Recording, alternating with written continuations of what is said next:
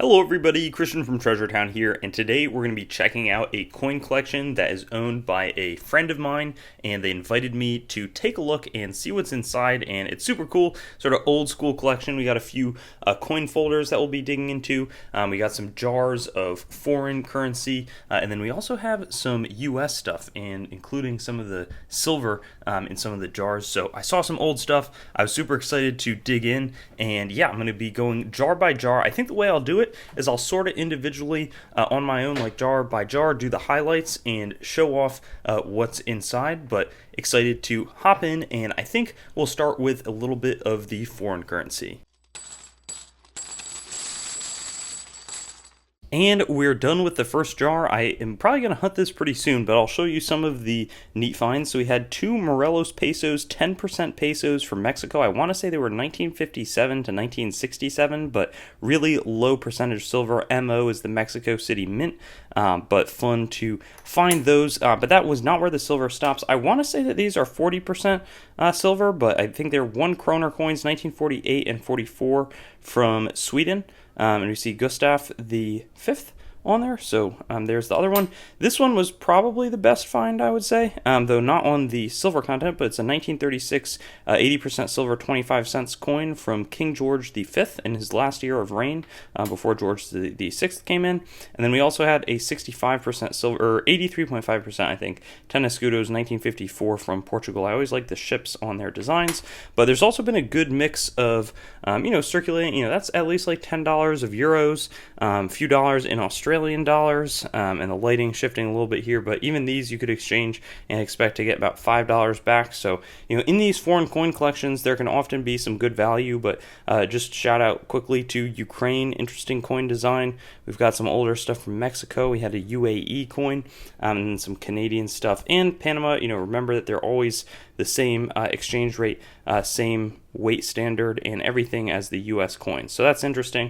And then lastly, we got this, I think it's a Colorado sales tax token, Series A35. If I'm wrong, I'll correct it on the video. I would have said that's from the 30s or 40s. They really cared about, a fifth of a cent for the sales tax, and that way they could make sure everybody was saving and paying the proper amount of taxes. But yeah, now it's on to this batch, and we'll see if we can't keep up some of the good finds. Again, some fun silver sort of out of nowhere, so that's great to see. And the next jar actually had an interesting way of splitting up the value. We had like 50 Canadian cents, a Swiss franc that's worth more than $1, and then this interesting good for one fare Pennsylvania Transportation Authority. I always think that's just interesting to point out. But then the big score was all these Deutschmarks, so it doesn't look like that much, but it's 15 plus, so that's 21, 26, 27 Deutschmark, which the exchange rate is about 1.95 Deutschmarks is €1, and €1 is about $1, so call it, that's like $14 of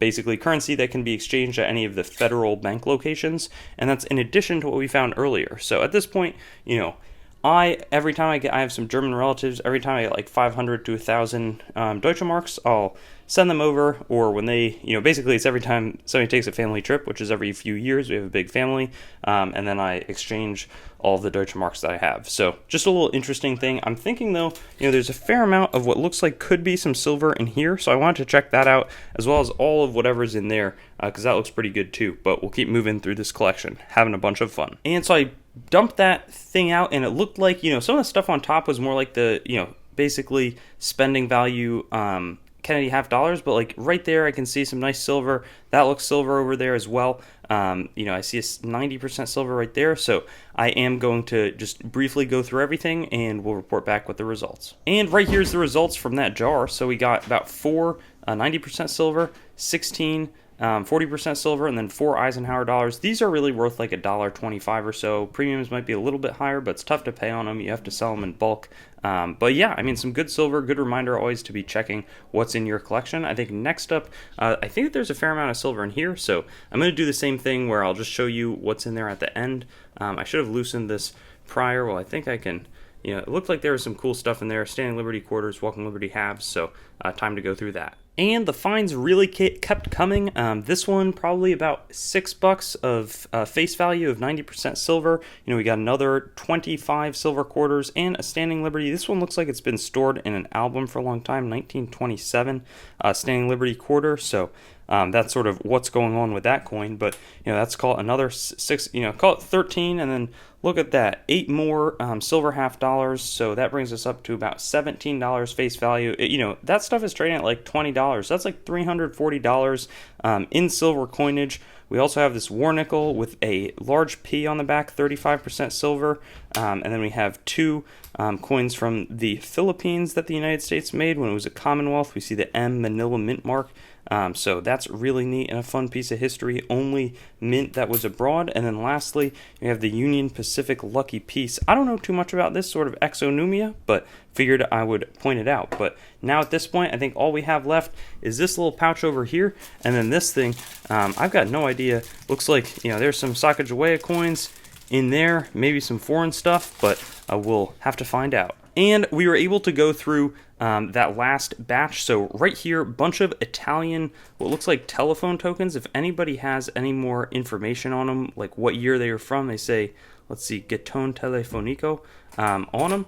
We had these bags were not particularly valuable, just some interesting. There were a lot of tokens for transportation, and then a bunch of $1 coins, lots of Susan B. Anthony's. Didn't see any wide rims in there, presidential dollars, Ike dollars, but this was the standout find, a 1904 Tio or 10 ore from, I believe, Sweden, but definitely one of the Scandinavian countries. Very worn, but a really fun, I would say, highlight of this hunt. But this is just such a good reminder that it's always important to check out your collections. You know, some interesting coins across the board, but at least like $500, $550, maybe more than that of value sort of represented across this collection. So you never know. Actually, I'm seeing right here these cent folders. So this is a good conclusion. We'll make sure that there's not, you know, a 1877 penny or anything else that would be crazy. So well, that one doesn't seem to have anything wild. What I'm going to do, I'm going to put down the phone. We'll wrap it up after I just take a brief look at these folders. And we were able to get our hands on some Indian head pennies over in this one, about 10 total, and they're worth sort of $1 plus each, so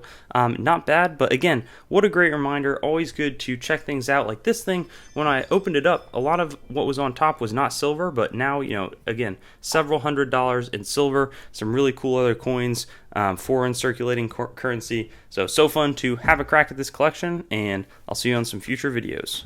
Thanks for watching the video. Be sure to like, comment your thoughts, and subscribe to Treasure Town, and get in touch with me on Instagram, Facebook, and Twitter. Also, check out my website, treasuretowncoins.com, for news and updates related to the channel and collectibles in general. Lastly, there's a link tree in the description with links to all of my other sites, as well as some affiliate links that can support the channel. But with that being said, have a great day, and I'll hope to see you on some of my videos in the future.